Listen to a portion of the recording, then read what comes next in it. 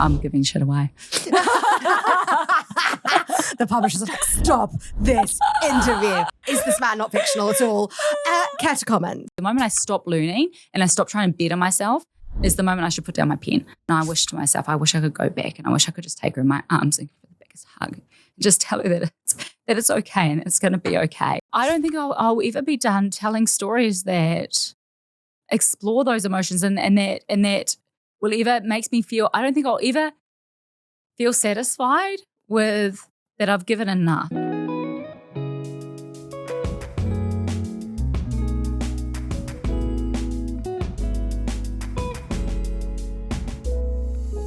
Hello and welcome to the Bibliofilles. I'm Chaya and I'm alone today. Well, I'm not alone. I don't have Sophie here. I have someone better, sorry. I have the author of the moment with me. I'm not even joking. Forget it's just the Sunday Times bestseller list. Like that's just nothing compared because you are bestselling author in America, New Zealand, Australia. Have I missed anywhere? New York? Apologies. just the New York Times bestseller list. Sarah A. Parker is here. So thank you so much for joining. This is an episode where we are going to be talking about When the Moon Hatched and her newest title, which is the sequel, The Ballad of Falling Dragons, which I have just finished and cried over. It is spoiler-free. It is spoiler-free, so we are going to completely protect our readers from knowing where this is going to lead. But thank you so much for joining. Please do hit that subscribe button. And thank you so much to our sponsors, London Nootropics, which is an adaptogenic coffee brand that we have both been absolutely adoring. It's luxurious. It's helping me sleep. It's helping Sophie with her afternoon jitters. We have a discount code, Biblio. If you go onto the London Nootropics website and everything just looks like Charlotte Tilbury, that's the vibe and it's beautiful. Please do check it out. Sarah A. Parker is here. You are originally from New Zealand. I am. Now, well, I have now based in Australia, but breaking news, she's moving to the UK. She's my new best mate. True story. Your trajectory is fascinating because you started indie publishing. You have the most feral, loyal readership.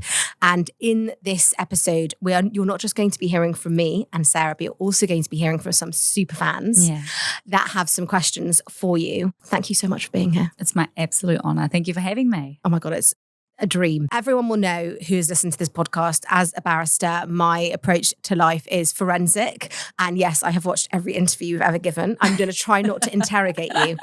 That's all right. I love a good interrogation. So I have a lot of questions, but we're going to just set a bit of background about you for readers that potentially are coming to you afresh. So what I found fascinating is that you have a fashion background. I do. And I think the intricacy and your attention to detail in your books, it very much kind of made me think about, she's thinking about every aspect. How things are made. Yep, absolutely. 100%. You started your writing career self-publishing. I did, yes. And you are now the biggest author in the world. Today. Wow. Today. No. Today. Come on. Let's give due. Readers love the emotional intensity of your storytelling, the intricate world building, the lyrical prose, the mythology, which is so borne out. When the Moon Hatched is a sweeping fantasy in a richly layered world. And there's so much yearning and there's so much grief and there's so much emotion that suffuses these characters. There's celestial mythology, political unrest, reincarnation. The central premise is that dragons are in this world. They die and solidify into moons. That the world also has creators that are in essence pseudo-gods, and they all represent different aspects of the elements, from air to rain, and they are such important characters in this story as well. It is a world, I think you put the most beautiful phrase in a previous interview where you said the world came to you first and you saw half bathed in darkness and half bathed in light, which I thought was so fascinating. And at the center of the story is Rave, a fiercely guarded assassin who is struggling with her identity. She is very enigmatic. There's a lot in here about survival, distrust, and the loss of identity is a really key theme for me. And you are also known for To Bleed a Crystal Bloom, which is you're still indie publishing that. Wow, it's now, I guess, a little bit of both. So Trad's picked it up, print, and I've still got the Kindle rights. So fascinating. Yes. Okay. So I have a really funny question for you to open up, which we have mentioned before because we have been chatting. That's okay. So there was this hysterical video of someone who attended one of your talks and they saw your husband who looks a bit like our 6'4" brooding main character with long hair and was like, are we reading fantasy? Or is this man not fictional at all? Care to comment? The funny thing is he keeps his friends from school keep sending him these videos and be like, what? It's hysterical. What they like? If only these people knew how much of a menace you were at school. Kahn, so Kahn is the king who lusts and yearns for rave, and then they get together, and it's just explosions and fireworks, and he is my ride or die. Like he would burn the world down for her. He would, absolutely. That's the kind of man I need. Barry, listen in. So how much is fictional? Like, can we just confirm? So the interesting thing. So there's a bit of a rambling tale to this. So bear with me, but. When I was working on my Crystal Bloom series, I had the second and the third book were quite strenuous for me. There were, especially book 2, I didn't leave the house for literally 3 months there. I had Josh's mum in the house helping me to get the kids off to school and stuff. I was sleeping on the couch because Josh was working as a lawyer at that time, so he was leaving early in the morning and getting home late at night. So he needed to sleep, and I was waking up every half an hour just with panicked anxiety. I need to keep writing, need to get up, keep going. My only way to get over that anxiety was to keep writing. So by the end of those 3 months, I was obviously just burnt out both ends. I got out flame over the next 6 months, and then it was at that stage, and we honestly we couldn't afford to do this, but Josh said to me, he goes, I need to be there for you. I know that, that we need this income, but you need me more and we will make it work. And so he gave up his career. He was a commercial lawyer at the top of his game. He gave up his career and came home to fold the laundry and to do the kids' lunches. I'm actually shivering. It's just the most, that is just turning the patriarch on his head. Like, this is what we need after thousands of years of subjugation. A man who's like, your career comes first. I'm invested in your writing. I'm stopping my career. But also it was very much I trust you I trust you to look after us, which is huge for me because I am so special. That for me is, he is a big provider. He loves providing. That is he loves protecting. He is he wants to wrap his whole wings around the family. That's him, right? But for him to go, no, I'm going to be there to support you because that's also me. I also like to do that. But for him to go, no, you've got this. I'm going to be here. I'm going to support you. I'm going to lift you up and be here for you. And also as well, I think giving away all of that, it was a big career. Like he was going down to Brisbane every day in a suit, feeling good about himself, like letting go of all of that as well, that male pride and everything, putting that to the side and actually being at home with me, folding laundry, making kids lunches, like doing all that nitty-gritty stuff, taking that all off me and going, you've got this. I trust you. I'm here for you. And it's interesting because prior to when I did put pen to paper to write Moon, I had tried to write that 2 times prior. Really? And each time I'd gotten to about 30 to 50K and it wasn't coming out right. And I had Kahn wrapped in red flags. And I don't know why I had planned it that way, but that was kind of how I had him kind of placed. I had it slightly different, and that was he had more of this kind of, he was a bit more guarded. There was a whole different sort of situation there. And the moment Josh did that, suddenly I could see Kahn. I was like, no, he just needs to be wrapped in green. And so that's what I did. And suddenly he was speaking to me. So I was very much as along for the ride as my readers are with Kahn. To this day, he still continues to just write himself. And I honestly believe that it was because of that change in circumstance, that he wouldn't have come out that way if it hadn't have been for that great sacrifice that, that Josh did, and that trusting in me, and that just believing in me. And I'm absolutely blown away.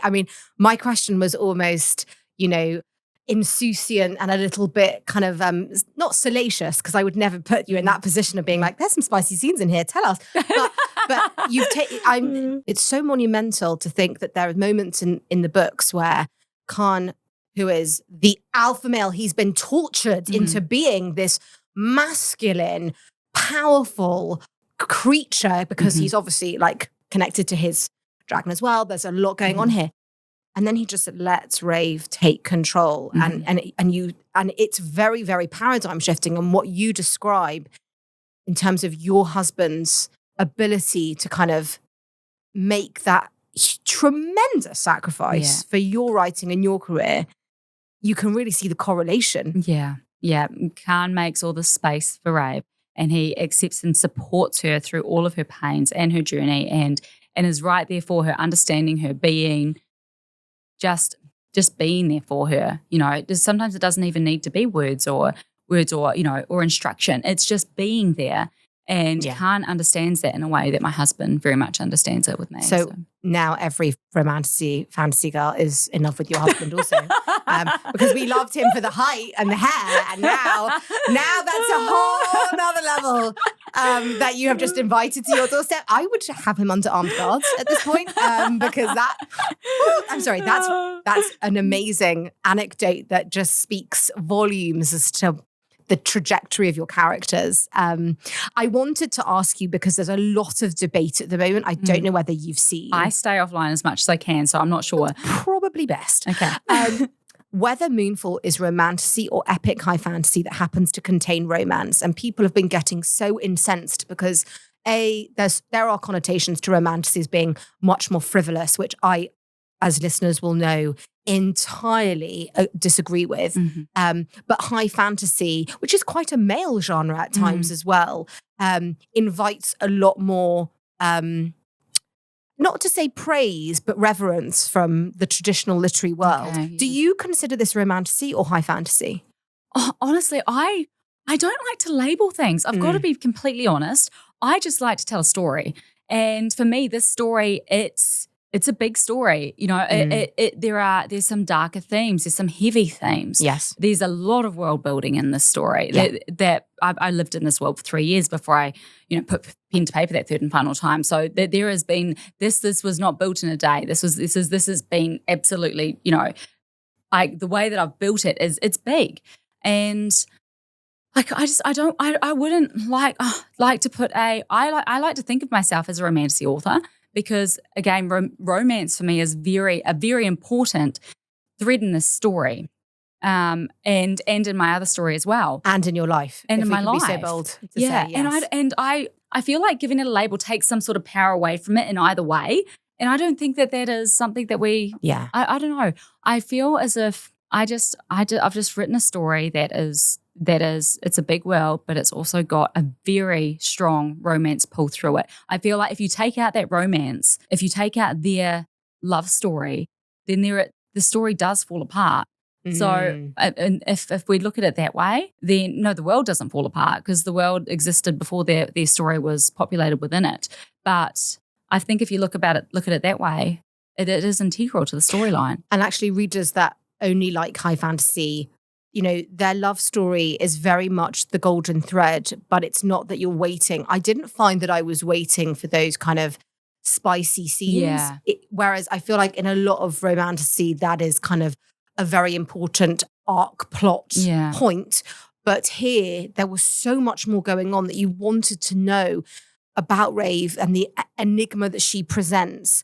I honestly feel like you've created almost like a Tolkien-esque world. There's with the language and the mythology and the architecture that you describe. So I wanted to know whether, and linking back to kind of your studying of fashion, whether you think visually first when you write, because there's such a texture to your words. So it's very interesting that you asked that, actually. So I don't have an internal dialogue. So when I close my eyes, though, I can see things so visually, like so clearly. It is like I'm in a different world. So that is how I create. Is with my eyes closed, with projecting onto the back of my lids. And so that is how, again, I built that world brick by brick. By literally sitting in it every night when I go to sleep and building it slowly, piece by piece. So yeah, it is. I mean, that is for me. It's actually very interesting because world building was once upon a time my biggest weakness. Really? Yes, and I'm a huge believer in whenever I start a book, whenever I sit down to write a book, I'm giving myself a task of growing in some way. Every single book, I'm going to grow and I'm going to learn and I'm going to adapt. I always want to get better and better and better at my craft. The moment I stop learning and I stop trying to better myself is the moment I should put down my pen. Wow. So I knew the moment that this world sort of fell on me, the moment I closed my eyes and saw it for this first time, I knew at that time that I didn't have the chops to pull it off, to actually shape this world, to project what was in here onto the page. So I sat with it. That's why I sat with it for so long. That's why I sat building it. That's why I just took that time to keep building it. I think it got bigger and bigger and bigger. I'm like, I need to get better and better and better. And so by the time I did actually put pen to paper, I had done a lot of work on myself to try and teach myself how to craft a story in a way that does pull the reader in and does make us taste things and feel things and smell things and feel as if it is around us. And oh my God, it's an entirely immersive experience. Well, I'm really glad that you feel that way, because it wasn't just something that that came innately. I worked hard to teach myself to do that, and I genuinely, that's how I feel about writing in general. I feel like I feel like everyone's got the capabilities to sharpen themselves in some way. It's just putting your mind to it, and that is the biggest piece of advice I give to aspiring authors is to set yourself goals. Set yourself goals and work at it, because you can go from some of your biggest weaknesses can grow into some of your, That's interesting that you say that, because I did see an interview that you gave, I think it was back in 2024, and you said that your advice to readers was don't go on Goodreads, because that kind of looking at reviews and the reactions is such an inhibitor of creativity. Absolutely, because your story's never going to hit for everybody. Yeah. Not everyone is going to resonate with the way you write. I am typically quite a florally writer. I have been since I was 7. I've recently read little letters and bits and pieces that I gave to my mum when I was 7.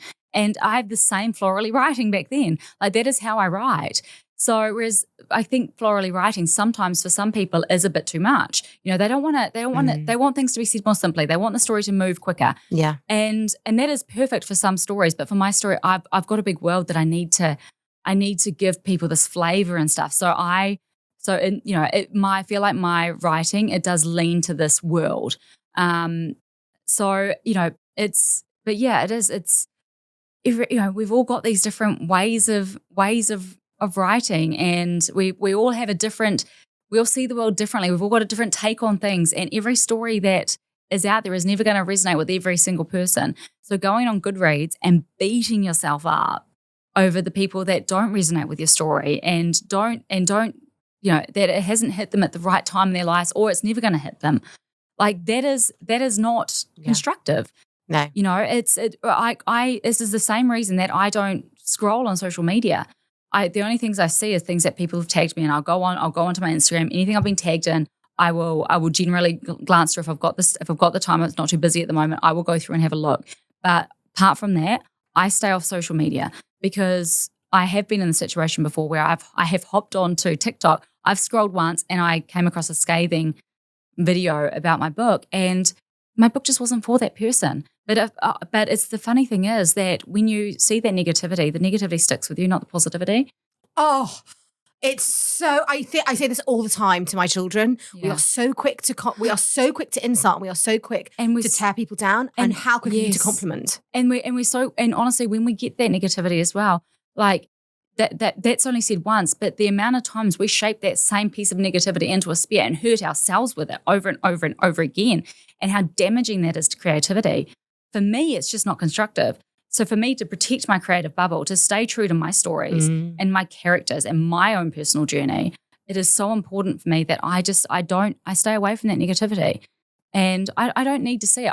What I do take negativity from is my beta readers and my alpha readers and my editor. I will take all of it. I am a sponge. Hurt me, make me hurt. Tell me how I have messed this up. Yes. Tell me what I need to do to better myself, and I will do everything in my power to sharpen my blades, to make this the very best version of itself. That is where I take my criticism, and I will take it right up until the moment that I push publish. Yeah. And then at that point, I know that is the very best version of that story that I can possibly write at this possible time. And I don't look back at previous books and go, I wish I wrote that differently. Do you not? No, that was a part of my life. That was who I was right then. Wow. That spells the story of my own pains, my own dramas, my own hurts, of me at that point. So it is, for me, it's so important that I protect that mental health space. Yes. And that I just honor my own journey. You know, I create this very, very sturdy safety bubble around myself. And, you know, I actually, though I will say, what my husband does do is he does go on and he does look at some negative reviews sometimes. It's generally kind of at the start of a release. And I've specifically asked him to do this. And then what he will do is he will find ways to, I guess, incept if there's any feedback that he's like, oh, that I agree with that, because he reads my books too. If he's like, oh, I can see the merit in that, then he'll find a way to incept it in without actually letting me know that somebody has said this. Wow. So it's like he kind of passes me this piece of, you can grow in this way. You know, it turns it into something positive for me to use to help to fertilize myself, as opposed to something that is just a bucket of poison that's, you know, dumped on the flower. There's so much to unpack in what you've just said. First of all, don't know what it must feel like to not have voices in your head. I have about 1,000 every minute. So it's very quiet. Highly jealous. I now understand why your army of fans feel so connected to you, because you are very vulnerable, not just in your writing, but in your answers. The imagery of the spear piercing us in terms of the negativity is so powerful. And your characters, you know, have so many layers to them. And you are so right to talk about the protectiveness of our mental health and how there's so much out online. And we're all trying so hard to be so many things to so many people. I just think that's incredibly fascinating. I had to mention this because what I love so much about our main protagonist is her rage. Okay.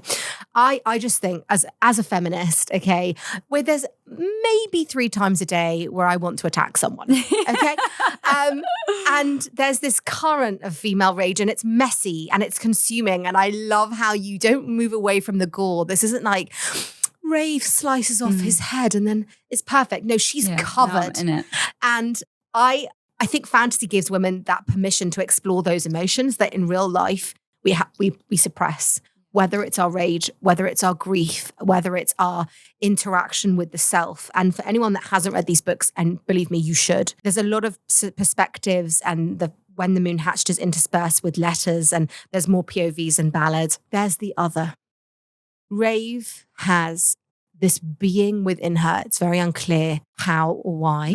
And this other is always percolating on the surface. And when it erupts, she's indestructible. And I thought the imagery of the other and the imagery of the vast lake within Rave, within which she puts the parts of herself that she wants to forget and the memories that are coming back and forth, is so, so, so important, because we all have the lakes and I have another. My other's very frightening. My question to you is, do you have another? Is this the way that you are connecting with things in your life through Rave as that vehicle? If you're obviously comfortable to share. And, you know, that place for fantasy and female rage feels very, very important in your books. I feel like as I grow and learn more about the world, learn more about myself, learn more about my own past, my own history, and things that have happened, you know, throughout my life. It's almost, I'm very much like Rave in the sense that I stuff things down, right? Okay. I stuff things beneath my own. I very much do have another, but certainly at times of my life, I have pushed her down as far as I possibly can. It's like I have been building this icy crust so thick that she cannot come up. And that's a lot of the reasons why in book 1, the dedication was, for those who feel small and quiet, spread those wings and roar. Because there is a roar inside of me, but I have forever been pushing it down. And, maybe one day I will find that strength to roar, but, I do. I suppress. And I do think that is a lot of people, a lot of us do. We push those voices down. We push down our rage. We push down our, anything that we might have felt that would be possibly considered out of place, or just not accepted, or, and I very much so, I look back at some of the stuff that I went through as a teenager and whatnot, and I even now I've got more of a voice now than I did back then, and I wish to myself, I wish I could go back, and I wish I could just take her in my arms and give her the biggest hug, and just tell her that it's okay and it's going to be okay. We're both crying at this point. It's and Rave does that though. Yeah, exactly. So I feel like in a lot of ways, Rave has just helped me as well, and helped me to reach further down and to work to find that voice, and just to, it is interesting too, because I feel like with Rave, because obviously there is this, we're talking spoilers for Moon, but not Ballad. So I feel like I'm safe to talk about this, but, Elwyn is a very different character to Rave. Elwyn I do look at them like different. I really do, because there's so much that Rave has been through since, that we obviously learn more about that in Ballad, but there is so much that she has been through since she was known to herself as Elwyn, right? And I feel like for me at least, when I was writing Ballad, that whole concept was a really big study for me on being comfortable with letting go and understanding that there is a younger version of us. There is a younger wounded version of us that might have been suppressed, that might have gone through things that they felt like they couldn't talk about, that might have been, filled with rage but had no voice to scream it.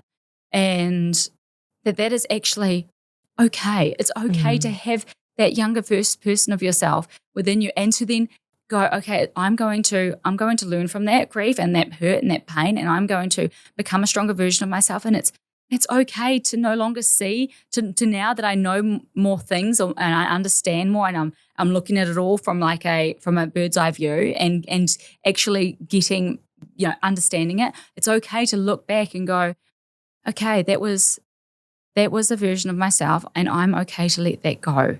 I'm Absolutely. Okay. That is part of me, but I am going to become a stronger version of myself now. And I may have made mistakes. I may have hurt from things that I didn't speak up about, but it's okay. It's okay. And to live with those two separate versions of yourself and of your understanding of the world, that is okay. Mm-hmm. So all through Ballad, I was really wrestling with that, and but in a healing and constructive way.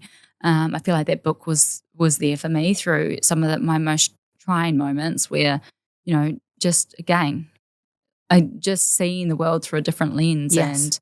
and growing into my own motherhood and looking back on things and just seeing things in a different way, and I'm very thankful for that story. When people come up to me and they have tears in their eyes and they're feeling seen from it, and they're feeling they can see something in their own journey, and that means everything to me, because it means I've given them somewhere to heal, or somewhere to hide, or somewhere to feel like they can voice their rage, or I've managed to evoke some sort of emotion for them that they might have previously been suppressing. Oh my God, you have. This is the power of books. 100%. It's words on a page. Absolutely. And you are reaching people into the depths of their souls. And actually, there's so much to respond to, but there's a real discussion at the moment about AI, and and fantasy can be very formulaic and very, very repetitive. And these characters are like onions. And this could not be written by anyone that hasn't gone through pain and grief and those emotions. And for anyone that hasn't read this yet, so Elowen is Rave's kind of previous embodiment. So she's wrestling with the fact that she really doesn't know. She kind of just plops into the story, and then she meets Kahn, and she is the long lost love that has kind of been reborn, and Elowen is her past. And you have parts of her diary that all gets pieced together in the most lyrical, melodical way. But the grappling with the self and with trauma and with pain is her entire story. And actually, there's a lot of mythology, but it's second place. The world building, if I can be so bold, in my view, is second place to the genuine stories here that you are exploring. You know what AI is? It is the killer of creativity. Oh. And it is what it is doing. It is all it does is take from us because it's stealing from us, but it's also turning creatives against each other. And what makes us human is our ability to create.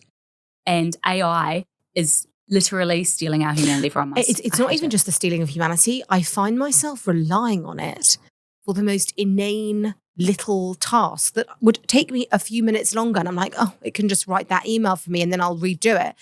And it's really quite frightening. I think about my babies all the time. Like, what worlds are they going to grow up in? I honestly, I hate it. I hate it. And that is why your readers are so connected, because there are some tremendously dark themes here. How we rear our children and how we, like, the communities that we build for ourselves and the expectations we have for ourselves. Like, Rave and Kahn are constantly self-deprecating.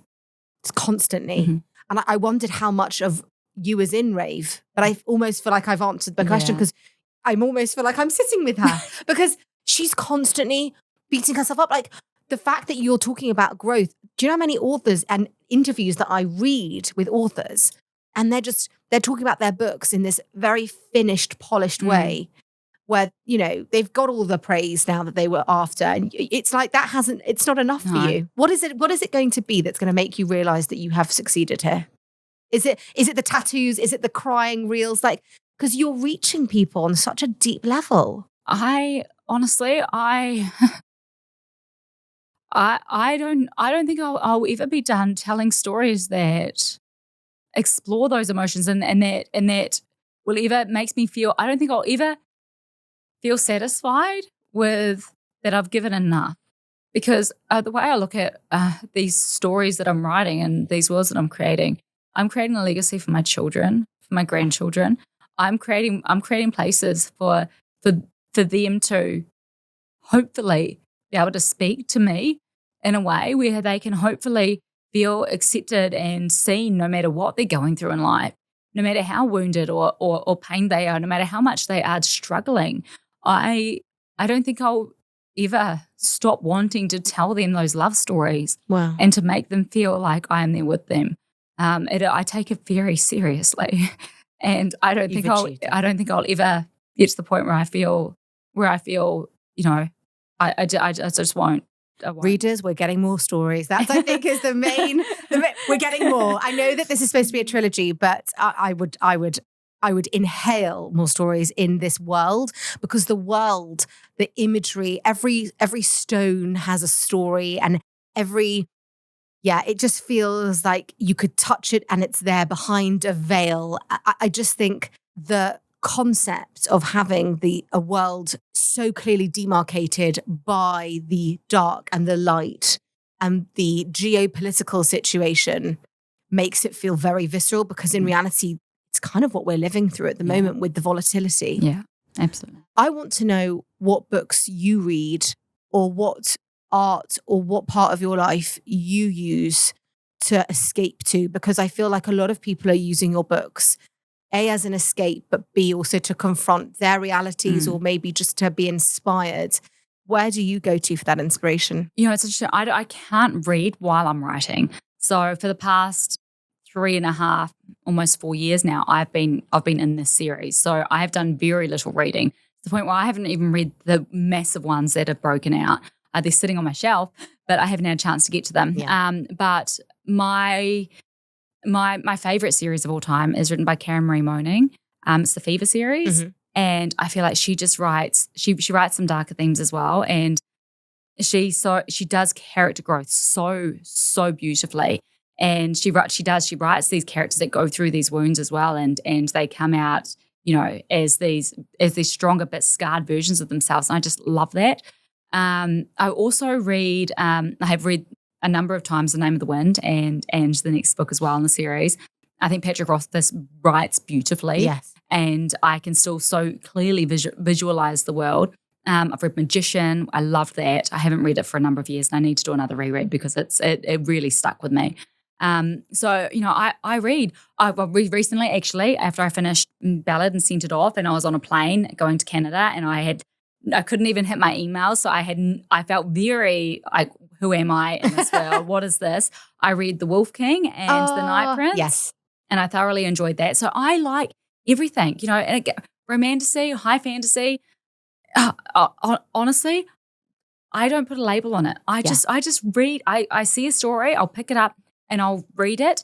And so long as it takes me somewhere and makes me feel like I'm somewhere else for a bit, I'm good. I'm good. And I think that comes back as well to the original question about, would I call this fantasy or romantasy or high fantasy? Does it matter? It doesn't. I've written a story for people to escape, and I just hope that that's what it allows people to do. Yeah. That some people can open that book and they can feel seen, or they can, at the very least, they can go somewhere else for a bit, because that's what I've done while I've been writing them. I have hidden in those books, very much so, and it is broken me down, built me up stronger. It has taught me so much about myself. And I am so incredibly, eternally thankful for those stories for that. And I am so grateful that, that I've been able to share those books with the world and that other people have found bits of themselves in there. And they, so for me, that is, that gets, sorry to swing back to that one, but to that previous point. But I really do feel like, for me, I just see it as those are my stories. And I don't really, I feel like stories, no matter what label they have on them, they've all got the power to have a life-changing effect on somebody. They really do. They really do. It's so true. I have so many questions for you about your writing process and about the characters and the arc, because I do want to know whether you know exactly what's going to happen or whether when you're writing book 3, like you're just going to be taken on a journey. I need to know. No, I cannot pants to save myself, and I wouldn't dare. I am such a incredibly heavy plotter to the point where I've already written the last chapter in book 3. Really? And I don't write out of sequence. Is that backed up? Is it protected? It is very much so. Okay, great. Can I have a copy like that? I write the dialogue first, like a movie script, with like scene cues, basically. So my first drafts, and actually to be fair, because it was originally When the Moon Hatched plus Ballad. I'm just going to hug it whilst you speak. That happens. Love that. So it was originally book 1 and 2 was book 1. And then book 3 was book 2. It was originally going to be 2 books. And I realized very early on that actually, no, that was not going to fit. There was no way in heck that was going to happen. So I took it as an opportunity though, because I felt like we needed to sit with the revelations that we learn by the end of those diary entries. I felt like we needed to sit with that for a while before we go into the next part of the story, because that moon very much kind of lays the chessboard, and then in Ballad we're starting to play. So I took that as an opportunity, but again, so when I finished Moon, I already had the dialogue written to all the way to the end of Ballad. Wow. And then book 3, it's plot points, but I haven't done the dialogue yet. But that's so you've written a film script. Yeah, that's what I do. Has this been optioned? No. Yet.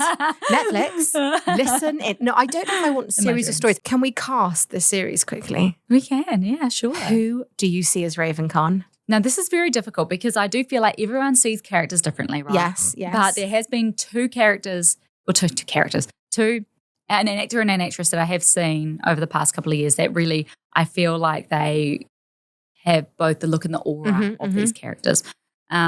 So for Rave, Sophia Carson. Okay. Yeah, from Purple Heart. Oh, okay, yeah. Yes. Oh.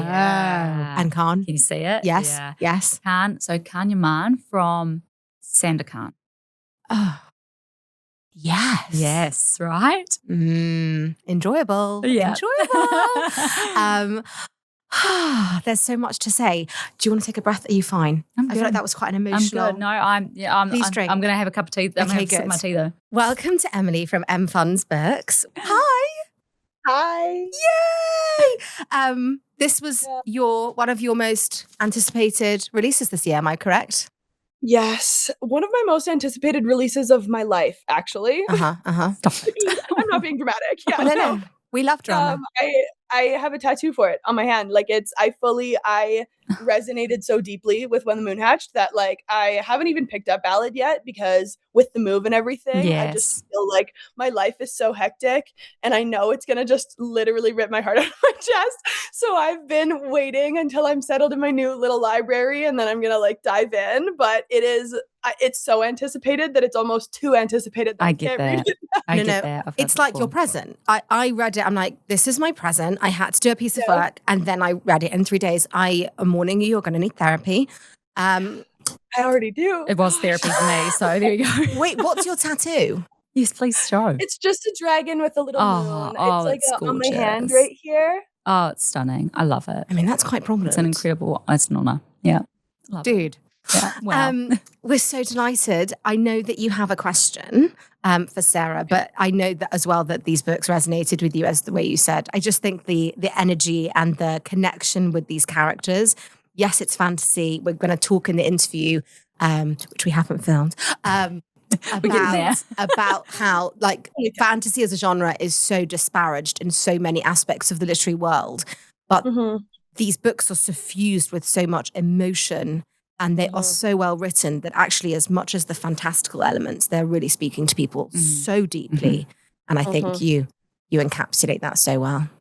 Thank you. I think that actually means so much to me. I've gotten a couple of those comments where people have said, like, I feel your excitement and your emotion, like, coming through the screen. And it's like, that's so crazy that it's just me yelling about this book conveys that. But I think that is a testament to how much I loved it. And I think that you're so right saying that fantasy elements, especially books that are being written right now. I'm sure there's like so many authors that are pouring their heart out onto these pages, obviously, and people aren't feeling the best things right now, obviously, in a lot of ways, right? So I think taking that, but then also just, you actually mentioned this, Sarah, when I saw you at Chinook in Calgary last week. You said this like about you. We mentioned how When the Moon Hatched destroyed me, and you said, but I also am someone who loves like hope in a happy ending and that kind of thing. And I just think that is so how When the Moon Hatched resonated with me. It's like it felt almost like a prologue to that. Like it's so, because it's so obvious when you read When the Moon Hatched that the character development that comes from that is going to be crazy. Like it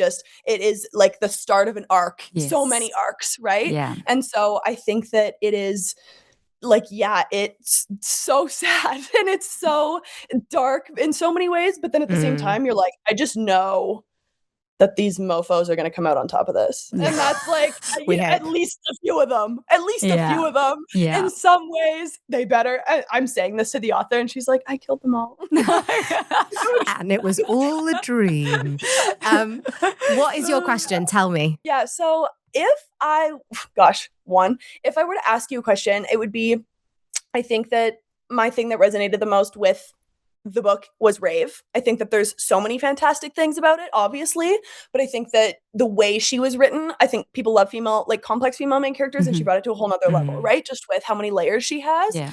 And I guess my question would be, where do you find like the inspiration to write a character like that? Does it come with, do you form the story and she falls into it? Or is it more like you build it from her? Because I feel like she's so central in the first book and so central just to the story as a whole that I'm kind of curious in your writing process, like how that came to be. If it was more of a like, I guess her falling into the story, or is it like a deeply personal thing that came to be from Rave? Or, you don't have to answer that, but I'm just so curious, like how that came about, because she's such she's a real person to me. No, she very much is for me as well. So the interesting thing is for me, so when I am actually planning a story, and for me, obviously with this book, the world came first. So I was building that first, right? But then I got to the point where I started populating it, and this whole lore and this whole background and all these characters and these creatures and stuff started populating. Now, when I did start to see Elwyn and see Rave start to come to life, the first thing that I always do build with a character is their scars. I want to understand where their pain sits. I need to understand that to write them genuinely. I don't think I'll ever be able to write a character without knowing all of that first. So actually, to be honest, one of the first things I did before I sat down and put pen to paper was I spent an entire month getting down the backstories of every single one of my characters. Wow. Doesn't matter how important they are to the story or how inconsequential. I know all of their pains. I know their wounds. I know what makes them tick. Well, and I cannot actually put, even if it's a single line of dialogue that they get in a book, I cannot write them until I have that completely down packed. So with Rave and Elwyn, that whole, everything that was in that the diary entries for Moon. Yeah. So that whole backstory, I had to be very picky about which bits I was putting in the diary entries because there's a whole bunch there. There's a whole bunch of life there. I've got a whole massive backstory and release the material. Release. Maybe one day. We want more scenes. but out for her whole diary actually. But it's incredible because even though she is very much that is hidden within her, it's still there, right? It's still there. So not only is that sitting there deep down under, but she's also got this other stuff that we learn a lot more about in Ballad that has happened sitting in her as well. So there is a lot of hurt there. There is a lot of wounds. And I'll never write a character that has wounds, that has background, that has history. I will never write and not honor that. My most important thing when I am writing a story is that I honor their journey and that I don't brush over their pain, that I let them make mistakes and stumble back 10 steps, then pull them forward again. And then pull them forward perhaps a little too fast, and we have another trip back. For me, that is real. For me, that and I feel like again, I personally could never write a real character, a real character that is flawless because we're not flawless. Yeah, as human beings, we all make mistakes, and I think owning those mistakes and learning from them and wearing them loud and proud and being like, no, it's okay. I made a mistake, but I'm learning. I'm a constantly evolving, adapting creature. Yeah. I think that is so important in today's society. It's so fun to read too, to see in a character in a book. I think that it didn't. There was things blend together when you read so much of the same genre, right? So true. I just feel right, and I love it. I love it with all my heart. I am I have OCD and I tend to hyperfixate. So I love to just go in on something I love, but the characters do tend to sometimes blend a little, and I think that is something that stuck out to me so much when I read it. Is that makes total sense that you have every detail about these characters' lives planned out, because I feel like that's what I mean by I feel like they're real people. It genuinely feels like, they carry that. They carry that trauma and those scars. You can, and it's all the little things that are left unsaid. That's what's so amazing is you don't have to dumb it down and spell it out every step of the way. It's 100%. Right? You can feel that they're hurting from it without having to say, I'm hurting from this in their internal monologue. I just truly, I could just sit here and sing you praises for the whole hour. We can do that. We can do that. Do you know, it's so interesting. I'm gonna close this section down by saying that a book, a trilogy that has been monumentally important to me and very revered in the literary world is the Wolf Hall trilogy about Tom Cromwell, Hilary Mantel. She won the Booker Prize twice. It's Tudor. It's very, very deep. Yeah. And there's moments when Thomas Cromwell glances at a tapestry and you know what he's thinking because of so much back history. And people think that character development, doesn't exist or isn't there in these kind of books. And they so Absolutely. seriously are. Yeah. And So do. you've brought that out so well. Thank you, M Fun's Books. Find her Thank online. you for You will having me. laugh. You This made is my whole incredible. week. It's so amazing. Oh, Thank you so much. no, we are Go home, say delighted. ours. Thank you, my darling girl. And go back to bed. Yeah, go or back to pack. bed. Okay. Wow. Bye. Night. So yeah. Oh, she's so sweet. Oh my God, that was Thank you for joining us. We're so delighted to have you. Do you have a question for Sarah? And thoughts? Have you read Ballad? How are you feeling? Are you emotionally damaged? I I've feel not finished like Ballad yet. you've not finished Ballad. This is spoiler free. I honestly feel like this is a bit of a like support group for emotionally compromised readers. Talk to All us. my friends are crying, which is why I'm taking my time because I see them cry all the time. Crying. Yeah, I've seen a lot of crying videos. I've been tagged in a lot of crying videos, which is fitting because I cried a lot writing it. So, Oh. Do you have a Okay, so my question? Yes. I really love how you write your characters. And my question is, who is the hardest to write and why? okay, Love very it. good question. I would say in Moon, my hardest was probably but that is a very good question. It was actually not a specific character, but it was actually the first chunk of chapters. I think because I had this huge big world in my head, there was this need to kind of stuff it down people's throats because I was like, if they don't know how everything works, then how are they going to be able to immerse themselves into this world? So those first chapters were my hardest, and it's unfair because those were from Ray's point of view, but I actually in book 1 found her the easiest to write. If we jump beyond those chapters, all the rest of them from her perspective, so easy. And I think again, because at that stage of the story, she was pushing everything down, which is how I deal with my own stuff. I push it all down. So I was good. I was going along with it, just pushing it all away. Don't want to deal with all the hard stuff. We're good. Keep going forward. Book 2, although I had moments where Ray was equally as easy, I had a lot of moments where she was so much harder for me to write. So interesting. And I think it's because, again, I was digging down, I was dredging these things up with her. And that was incredibly, incredibly challenging, but also incredibly therapeutic. I would say the easiest for me to write in Ballad was Pyrock, because he was almost like even though he also goes through some difficult things, he was more, I guess, like comedic relief. Oh, totally. Yeah. Yeah. So I was living. Yeah, I was living for those chapters. But I will say as well, Kahn comes very easy to me. So yeah, which is interesting. He kind of tends to write himself, which I love that. he's just speaking his own story, and I'm just like, power to you, sir. But yeah, it's interesting actually. The scenes I do most struggle with though are spicy scenes, because there are. Yeah, do you? Yes, yeah. I have a friend. Breaking news. I have a friend who just bangs them out, pun intended, so easily, and like honestly, like a day done a 5,000 word, spicy scene. But for me, I feel I really just want to honor like their journey, and I like there's a lot of emotional. I'm threading a lot of emotional stuff through there. For me, intimacy is so emotional.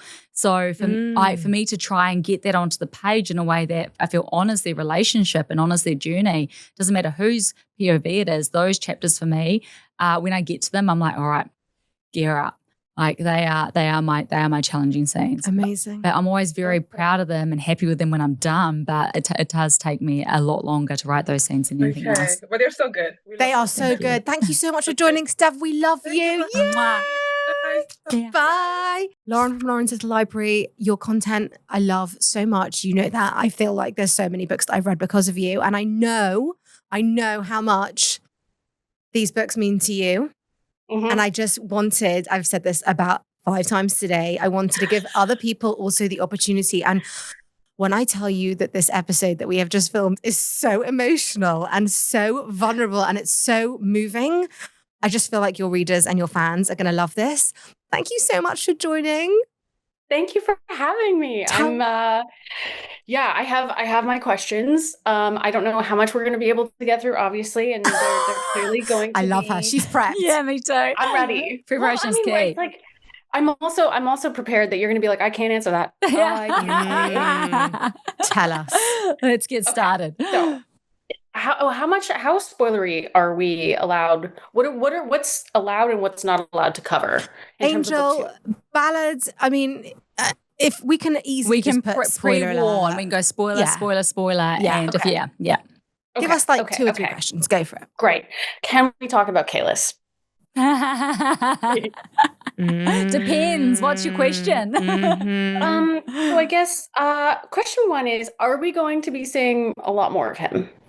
Yes. Seeing being the operative word, but Oh, Yes. can we explain who Kalis is for readers, for listeners? Yes. So Kalis he is currently embedded in the stone, which is on Kazari's brow. And he is one of the creators. He is the space between things, and he is being tragically mistreated, I would say. Oh, Yeah. the mythology is so intricate. I can't bear it. Great question. Tell me more. What else do you want to know? So no. Well, I just like, are we going to be seeing more of him? You will, yes. We've just scraped the surface, is what I will say. Okay, perfect. I'm not going to ask any more about that because obviously you're not going to be able to tell us. But I would love to know, what is he an allegory for? Look, that will become more clear as you read the next book. I don't want to give too much away and to really just, but I do want to make it clear though that he is very misunderstood, that he is, it's really his story and his whole everything for me really does break my heart. So writing that specific scene, I think the one that you're probably referring to where, seeing, that was absolutely heartbreaking for me. And actually his and Kazari's storyline as well is just incredibly aching for me. So there is a lot there that I'm looking forward to unpacking and giving to you all in book 3. So Can't wait. For me, at least, he's such a representation of how lonely our world is right now, broadly speaking, right? Like across the board. We've been talking, for over 10 years about the loneliness epidemic. And so Kalis just kind of seemed like a bit of a lightning rod of that for me, at least, as a reader. Yeah, I'm glad you felt that way because that's very much what I was putting into him. And he is actually, again, I've said to a lot of people that for those going into book 2, because I know it's been a long time since I released book 1, but the main prep that they can do is reread the prologue of book 1.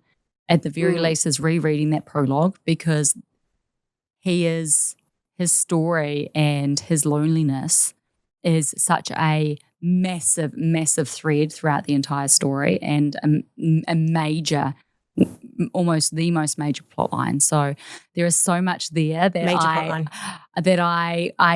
there is so much that is actually, honestly, it's all written in right in front of us. It's all there right for us. There is so much that is going to become so much more clear once I've released book 3. Everyone's going to go back and read book 1 and book 2 and go, oh my God, she wrote this. It was all in front of us. It was right there. You know what you're doing right now? For any Taylor Swift girls who look at the position of the clock in her video and they're like, buckle up. What does that mean? Representative of that? Everyone's going to go back and be like, okay, so Raven Khan are just the side characters. Kalis is the main character. Right, okay, let's just reread the entire series on that basis. There is so much. Honestly, it's so prevalent. His whole, I'm just going to zip my mouth, but yeah. We're getting you back for book 3. Lauren, you can come back too. Okay, perfect. Done. Love that. Can I ask? How much more time do I have? Do you know what? I'm just here. I'm living. Ditch the word. I'm on leave today. I'm come here. Go for it. Okay. Can you tell us why silver? This is the last Kalis question. So why are you allowed to tell us that? No, I'm not. Okay. But I love that you picked up on that, though. I will say that. Lauren has forensically examined this book and gone, on page 59, you put a comma. Fabulous. You put a comma there. I want to know why. Go for it. Okay, Fabulous. You must. I'm incredibly impressed. Look, I'm just going to say that. I'm incredibly impressed. Well, I mean, I did a reread of book one and posted a summary of it on Substack. And there were certain parts where I just went, you know what? I'm not even going to summarize this because I'm convinced that this is such an Easter egg. I'm just going to quote the whole chunk. Love and that. So there are a couple in there that I'm not even going to touch this because I think I'm hoping that when we get book 3, I'll go back and be like, I was right. It's gonna light up. Like when are we getting book 3? Is it tomorrow? Is it a week? Like, can we just? I will never give a release date again until it's completely done. Okay. Because I'm so wounded from book 2 of me going, yes, I'm a people pleaser. Yes, I can have that book out in 6 months. I wrote book 1 in 3 months and then had it published again 3 months after. So, I was so, yes, I can hit that. And then actually, no, this book just required so much more of me. Yeah. And such an immense part of my soul. And it took me longer. So I'm now at the point where I'm like, you know what? I just won't. I won't until it's handed over.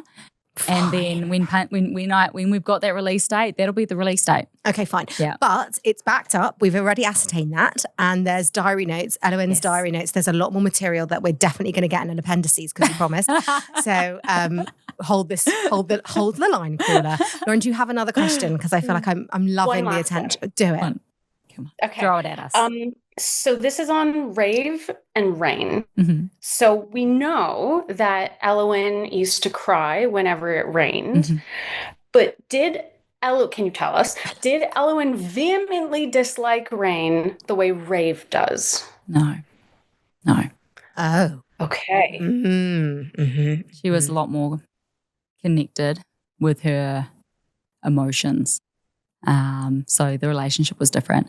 A lot of Rave's relationship with the creators throughout the series, Rave's, not Eloin's, with Rave's, it does directly, I guess, mirror her relationship with her own emotions and with her past and with her trauma and just with her own personal growth.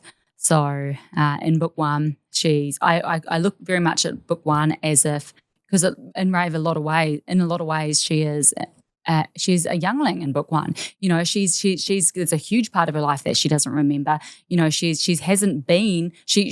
came to in this world at a certain age, already grown. So she is in a lot of ways a youngling. And so I see book 1 as she's very much listening to Claude, pushing everything else away, because Claude is fun, is laughter, is chaos, is where all that more the surface level stuff, pushing everything else away, blowing it about, so that really resonates with how she is seeing the world in book 1. And in book 2, I see it as kind of coming into middle age in a way, where we are starting to see things differently. We're starting to ground ourselves with how the world is and with our pasts. We're starting to look things in the eye and see what shaped us, which is very much her accepting bolder more into herself. And then of course from that as well, there is sometimes when you learn certain things and you start to see the world in a different way, there is the rage that comes, which that is then ignos. And then course, leading into book 3, I see book 3 very much as the later sort of stages of our life where we have the luxury of being able to look at everything from a sort of step back point of view, and there is that sort of that melancholy and that understanding that you can both love and lose, and it can coexist together. That grief walks hand in hand with love, very much so. And that is very much, for me, going to, that I'm giving shit away. The publishers are like, stop this interview. Lauren, can I just tell you, dolls, as a criminal barrister, I think the law is the place for you, because I watched so many of Sarah's interviews and I have 38 pages of notes and then questions. And I feel like you had the same energy today where you were like, I'm ready. Like, give me 20 minutes and I'm going to get this girl talking about every aspect. I'm going to spill my soul. T, love it. Thank you so much for joining us. Thank you for having me. Thank you so much. I really appreciated this. And truly, enjoy your speech. I love these books. Thank you. Thank you. Yes, but I love these books. Thank you so much. Oh, such a pleasure. Take care. Tina from Tina's Lost in Pages, thank you so much for joining. Thanks for having me. Are you joking? I have seen the content that you've been creating about When the Moon Hatched and Ballad, and I was like, she needs to come on. Are you well?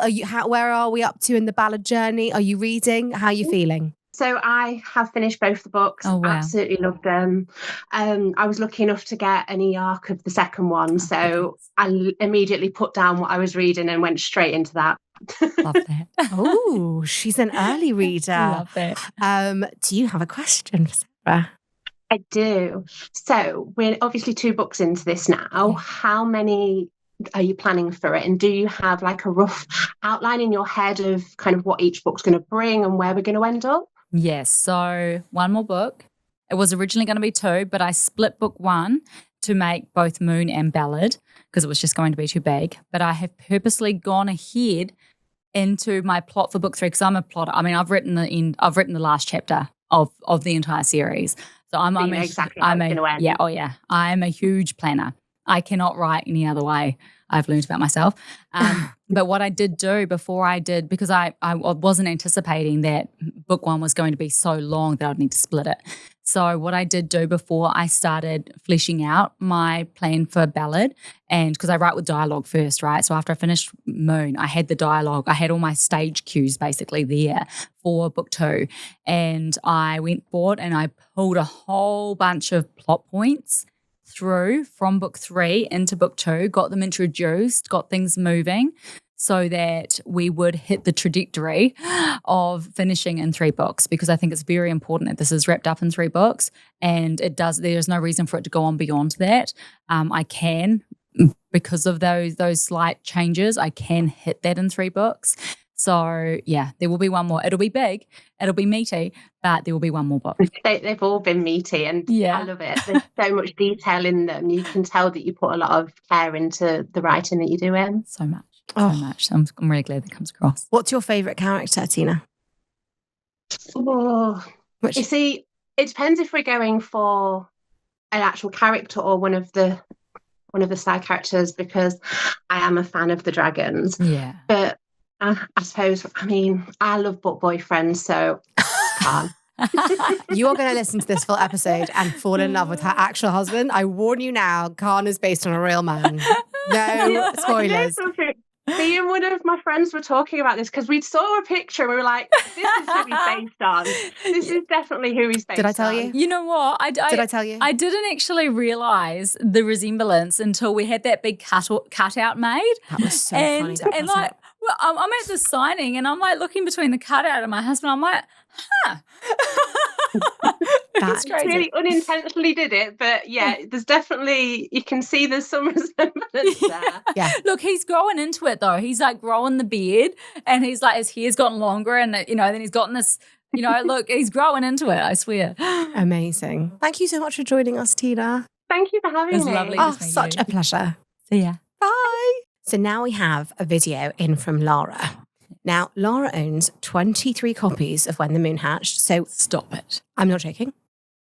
She has a mega tattoo over her wrist of the prologue quote. Oh my God. And she is absolutely in love with your books. Okay. I think she has gone to 2 of your tour stops this week. Wow. And she has sent in this beautiful, beautiful question on grief.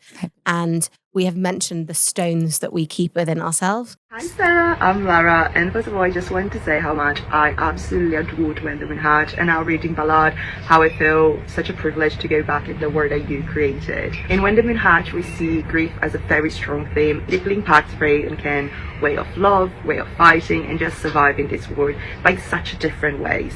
And I wanted to know, how was it like for you to write grief this differently, character to character? And as well, did any of the character's journey impact your own understanding of it? And finally, with the story progressing, are we going to see more of their journey into grief? And do you think it deeply changed them from the beginning to the end of the story? Well, thank you so much for answering. Well, that was 3 questions. Yes, I mean, I'm going to try and mentally keep it in head as I work my way through this. This story has, in a lot of ways, been my own exploration of grief. And I don't think grief is linear. I think everybody experiences it in different ways. Yeah. I think some people shut it out. I think some people try and force that gap, that hole in their chest full of different things to try and drown out that feeling, or to try and make it feel less hollow. I think some people really sit with it and they really feel that ache and they work through that pain and you know, I really feel as if it is no two copings of loss it will ever be the same. Do you want to take a moment? No, we can cut okay. this. No, it's fine. It's all good. It's all good. It's real. I'd rather people see it. I think it's important. But I lost my nana about 4 or 5 years ago, and she was very much such a huge part of my life. And she introduced me to the fantasy world in so many different ways. She lived on our farm, and she had a little home that was just like 20 steps away from the house. And I would go over there in the afternoon after school or on the weekend, and I would spend just all my spare time either with her or exploring the farm, hunting for fairies, basically. Oh. And she had this giant stack of fairy books sitting on her counter, and I would sit there, would kneel there, and I'd flick through them, and she would make me a lemonade, and it always tasted so much better when she poured it. And sit there reading, like disappearing into these fantasy worlds and getting to know lore and fairy lore and dragon lore and all these fabulous things that I've so desperately used to hide throughout my life. And I have those fairy books now on my shelf. And when I sat down and wrote Moon, it was, for me, actually, to be fair, when I first saw the world and I first saw these dragons soar up to the sky and bundle up and become these moons, I was very much coping with that raw wound of the loss of her. And I will say it until I'm blue in the face, but I don't know how that landed on me, how that idea, that concept. But I do feel like it was, for me, a very big way of me coping with that grief, of just wishing that somehow I could still just look up at the sky and talk to her and feel like I'm still seeing her in a way. And so for me, when I am writing these stories, it is very much a love letter to not only my children but also to her. When I finished Moon, I sat down in the shower and I just cried. When I wrote that final letter, that final word, I sat down and I just cried for 20 minutes because I knew that she was never going to read this story that held so much of her in it. But again, I feel like grief, it does walk hand in hand in love. I wouldn't feel this way if I wasn't so beautifully and full-heartedly loved by her, and if I didn't feel that. And there is such a special place, in all of our hearts for these people that do hold the space for us. And I feel like, again, grieving is honoring that love. And so, yes, this grief, it does change these characters as we go through the story, understanding, facing, dealing with it, and so, or ignoring it. We all deal in different ways. Yes. And Rave has been, for a large portion of the story, trying to push away her grief. And that is okay. Sometimes you can push that away for another day. I'll say that in a lot of ways, Slatra to me is almost like that grandmother figure. She is there really understanding and there as a safe space in a lot of ways. Yeah. For Rave and understanding the whole past and the history and everything. And it's like there's a gentleness there where she is just so tender with her. She's not pushing her to see things too quickly. She is gentle with her in this very maternal type way. And what I wouldn't do to have my nana back.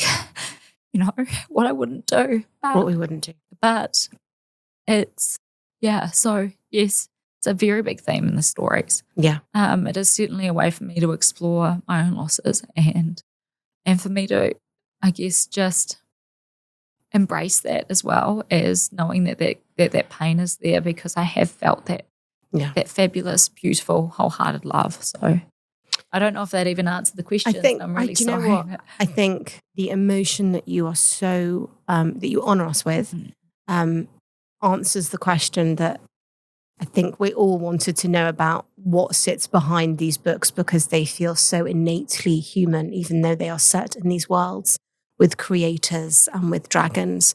And if I can be so bold as to say that the impact, we're just people on a planet that's spinning in space. Yeah. And you are having an impact on hundreds of thousands of people positively.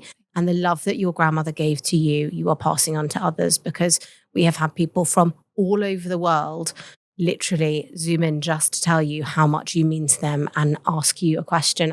And that is the power of books and stories. And you honor her with this legacy. You honor her with that, because they're such dark books. It's so incongruent. They're such dark books in some ways, and then they're books of such light and hope and strength. Yeah. And that's what you pass on. Sorry. We're now all crying.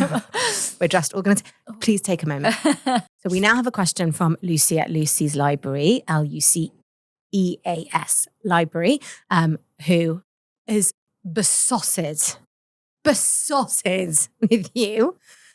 She wants to know, would you ever consider writing a book for any of your beautiful side characters from Moonfall to share more of their story? I want more Vea. Please give us more of these side characters. Any Look, plans?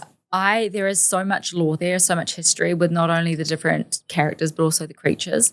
And there are other stories that can be told. Ooh. I have left doors open for myself. Yes. So I'm not saying yes, I'm not saying no. I'm not saying that it would be any of the characters that are currently in this particular story. Mm-hmm.